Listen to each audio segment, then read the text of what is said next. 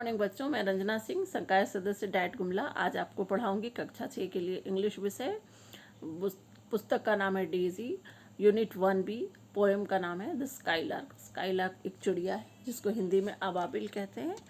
तो चलिए शुरू करते हैं। The poem the skylark is written by Christina Georgina Rossetti.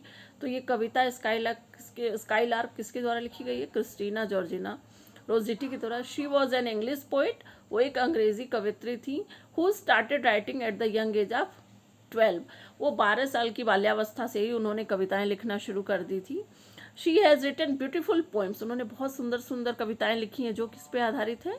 प्रकृति और जीवन पे। Poems on nature and life. The skylark is one of them. तो स्काईलार्क उन्हीं में से एक है। तो चलिए शुरू करते हैं। Listen and read the poem. The skylark, अबाबिल चिड़िया। The earth was green, the sky was blue. तो अर्थ कैसी थी? ग्रीन थी। आप जानते हैं कि धरती हमारे पेड़ पौधों से हरी भरी इसलिए ग्रीन होती है। द स्काई वॉज ब्लू, ये सबको पता है कि आसमान नीला होता है। I saw and heard one sunny morn. तो कवित्री कहती हैं कि मैंने एक दिन देखा कि एक बहुत ही चमकीली धूप वाली सुबह थी और मैं सुन रही थी किनको? स्काईलार्क को, स्काईलार्क के गाने को। Skylark hang between the two. और स्काईलार्क किन दो के बीच में लटकी हुई थी? आकाश और धरती के बीच। A singing speck above the corn. वो किसके ऊपर गा रही थी? कॉर्न, मक्के के खेत के ऊपर गा रही थी। और ऐसा लग रहा था, a stage below in gay accord. ऐसा लग रहा था कि उसके नीचे एक स्टेज बना हुआ है जिसपे वो गाने के लिए नियमित रूप से अनुबंधित है। बहुत खुश है। मतलब होता है कि कोई चीज़ का रिकॉर्ड नहीं होता है, कोई वो नहीं होता है, लेकिन हमको डेली वो काम करना होता है। जैसे कि चिड़िया सुबह दाना चुगने के लिए लाने जाएगी बाहर, तिनका चुन के अपना घोंसला बनाती है, तो उसी तरह से गाना भी उसका एकदम अनुबंध था। निश्चित था कि वो गाना गाएगी। White butterflies dance on the wing. और सफ़ेद तितलियाँ अपने पंखों से नृत्य कर रही थी, पंखों पर नृत्य कर रही थी। And still the singing skylark सोड। तभी अचानक क्या हुआ? वो स्काईलार्क गा रही थी और गाते गाते अचानक ऊंची उड़ान भर ली, बहुत ऊंचाई पे चली गई। And silent sank. और अचानक चुपचाप से कहीं गायब सी हो गई, पता नहीं नीचे चली गई कि ऊपर उड़ गई। एंड सो टू सिंग। और ऐसा लग रहा था कि वो गाते हुए ही उड़ गई।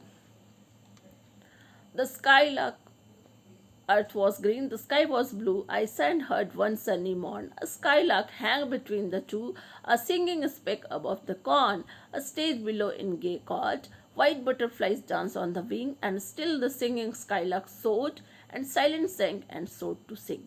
मतलब वो चुपचाप गायब हो गई और गाते हुए ही उड़ गई, ऊंची उड़ान भर ली।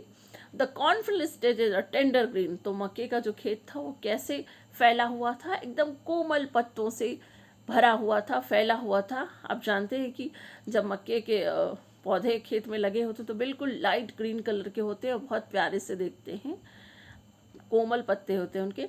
To right and left beside my walks. और जब वो टहल रही थी कवित्री उस खेत में, तो चारों तरफ उनके बाएं दाएं, दोनों तरफ बाएं दाएं वो हरे हरे कोमल पत्ते दिखाई दे रहे थे। I knew he had a nest unseen. लेकिन कवित्री को पता था कि उसके पास एक घोंसला जरूर होगा, घोंसला था जो कि अदृश्य था। Somewhere among the million stocks. इसी खेत के जो सैकड़ों लाखों डंठल पड़े उन्हीं के बीच में उसका घोंसला होगा। And as I paused to hear his song. और जब मैंने उसके गाने को सुनना बंद कर दिया, मैं नहीं सुन सक रही थी क्योंकि वो तो उड़ चुकी थी ऊंची उड़ान भर के। तो ऐसा लग रहा while swift the sunny moments slid. तो अब ऐसा लग रहा था जब मैं उसका गाना नहीं सुन पा रही थी तो कि जैसे उसने बहुत तेज़ी से उड़ान भरी है और बहुत तेज़ी से वो जो खूबसूरत क्षण है सनी मोमेंट्स वाला वो स्लिड हो गया, मतलब फिसल गया है, हाथ से निकल गया है। परहैप्स, शायद, his mate sat listening long. शायद उसके दोस्त बहुत देर तक बैठे हों, उसका इंतज़ार कर रहे हों उसका गाना सुनने के लिए। And listen longer than I did. और मैंने जितना सुना है उससे भी ज़्यादा वो लोग सुन पाएँ। तो the cornfield stage is a tender green, to right and left beside my walks. I knew he had a nest unseen somewhere among the million stalks, and as I paused to hear his song, while swift the sunny moments slid, perhaps his mate sat listening long and listened long then I did. मतलब हो सकता है उनके दोस्त कवित्री से भी ज़्यादा उसके गाने को सुने और आनंद ले पाएँ। तो अब हम लोग वर्ड मीनिंग जानते हैं। स्काईलार्क मतलब होता है अबाबिल चिड़िया। The skylark sings melodiously. तो स्काइलार्क बहुत सुरीला गाती है, मेलोडियस मतलब सुरीला, गे मतलब प्रसन्नता, it was a gay and brilliant feat, मतलब बहुत प्रसन्नता का क्षण था। एकॉर्ड मतलब अनुबंध, जैसे कोई नियमित रूप से जो काम करता है लेकिन उसका कुछ लिखित दस्तावेज नहीं होता। The neighbours are bound by an unwritten accord. Soared मतलब ऊंची उड़ान भरना, the eagle soared high in the sky, eagle बहुत ही ऊंचाई पे उड़ता है आसमान में। सैंक मतलब नीचे जाना, the ship sank in the sea, ship जो है जहाज समुद्र में अंदर चला गया। टेंडर मतलब कोमल, the shoots of the plants are very tender, stalks मतलब डंठल, pluck the vegetables without the stalks, मैंने सब्जियों को बिना डंठल के तोड़ लें। स्विफ्ट मतलब तेज, her answer came swift and correct, उसका आंसर बहुत तेजी से आता है, बहुत सही आता है। स्लिड मतलब फिसला, ही स्लिड इन द मड, वो कीचड़ में फिसल गया है। ये वाक्य प्रयोग है। तो बच्चों आज के लिए इतना ही। अगर कोई प्रश्न हो तो आप कमेंट बॉक्स में लिख सकते हैं। अगर ये मेरा वीडियो पसंद आए तो आप उसको लाइक शेयर और सब्सक्राइब जरूर करें। आज के लिए इतना ही, धन्यवाद।